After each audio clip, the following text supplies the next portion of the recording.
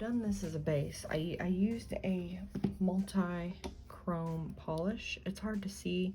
You can kind of see in my lighting that it's got that greenish shift. It's got blue purple shift. You can kind of see it in the video, I think.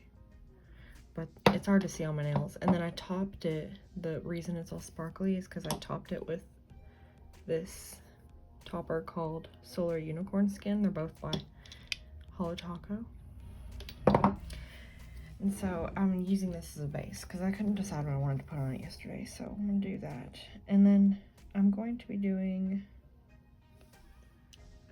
this stamp, I think, with the cool little squares that have little hooks on them, kind of nifty design. I was trying to decide if I didn't want to use one of the other stamps. I'm going to use that one. So to start off, you want to obviously pick a color. I'm going to do white since I know it'll pop off. It'll pop off the color real good. And it's called Bam White B170 by Maniology. Some basics I can give you is you want to kind of position your plate in the direction you want to swipe and stamp in. I like to keep my stuff where it's my hand is naturally going. So you see how my wrist is already going all this way. Another good thing you can do before you start stamping is to use the Mani mask. And I always forget to use this. I always end up just cleaning up with a cleanup brush afterwards, but this will make your life easier if you get tired of cleaning up. It's just liquid latex, and it's latex free, so if you have a latex allergy, they have latex free. I'm gonna go ahead and lay this on there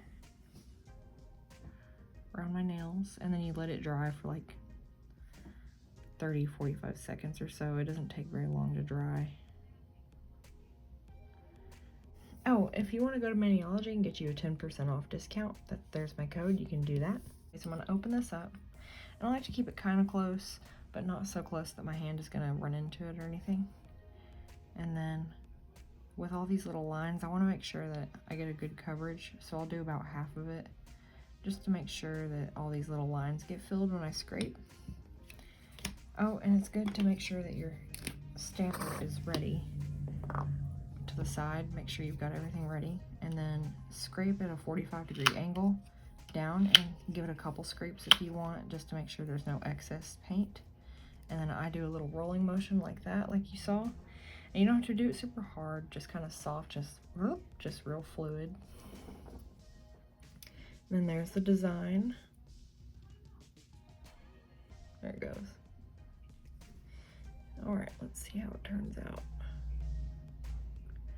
And you can stamp straight down on your nail. You can roll it if you want. It's all up to you.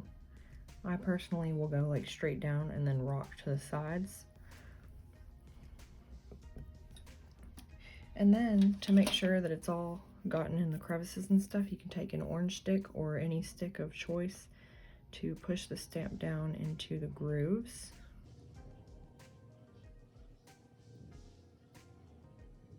You want to use a smudge-free top coat. Smudge-free top coat, and make sure that the stamp doesn't smudge.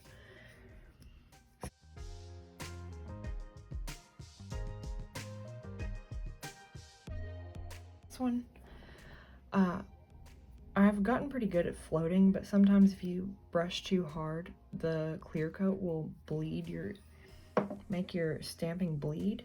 And this really helps prevent that. And I always will do a coat of this and then do a coat of my favorite smudge free, so that way I still have a really nice thick glossy top coat. It's pretty much dry, so I'm gonna go ahead and go in with my Salon, actually no, I'm gonna use my Holo Taco Super Glossy Taco. This one and this one are pretty much the same in my eyes. They both are pretty good. Got a nice coating of that. And now I suggest letting this dry for a little bit before you go to peel up the cuticle barrier, because if you don't and it's not dry, some of this polish can sometimes peel up and stick to that you've already got done, because it's still sticky. So you don't want to do that. You really just want to let it set for a minute. and let it get dry. A good rule of thumb is if like you're wanting to get these stamps knocked out really quickly, to go ahead and clean it.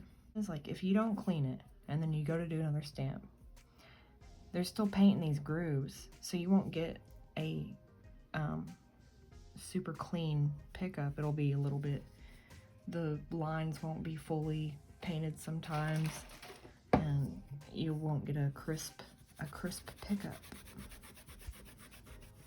So I like to just clean mine, because then I know that my stamp will most likely be perfect every time. Again, 45-degree angle, and I scrape a couple times. Make sure my stamper's ready, and roll real lightly, and then directly on the thumb. Roll to the sides. Oh, see, it got a little messed up there. That's okay. I recommend when you're trying to clean up around your cuticles that you move the hand that you're trying to, like for me, I'll kind of move in the direction that I'm needing to clean it up in, and then I'll twist my cuticle brush, or my cleanup brush, as I'm going around this area. I'll twist my fingers that are holding the brush and get it to curve around the nail. That way I'm not messing up my image. I like to try to like grab mine and pull it away and out on both sides, so I'll kind of spread my fingers like this and pull it out and away. So if for some reason the clear coat is still sticky, it won't get on the nail. See, this one cleaned up a lot better. There's hardly anything to clean up. There we go. And if you're uncomfortable with holding it like I am, you could very well place your hand on the mat and clean up that way. I'm just so used to doing this for my videos, and I'm used to moving my hands around, so I find it easy for me to clean up in the air where I can get closer to my eyes and see. But you could very well just put your hand on the mat and clean up like that, so you don't accidentally, if you've got shaky hands. And then with that, you want to you can curve your nail this way or this way, and you can get around it like this.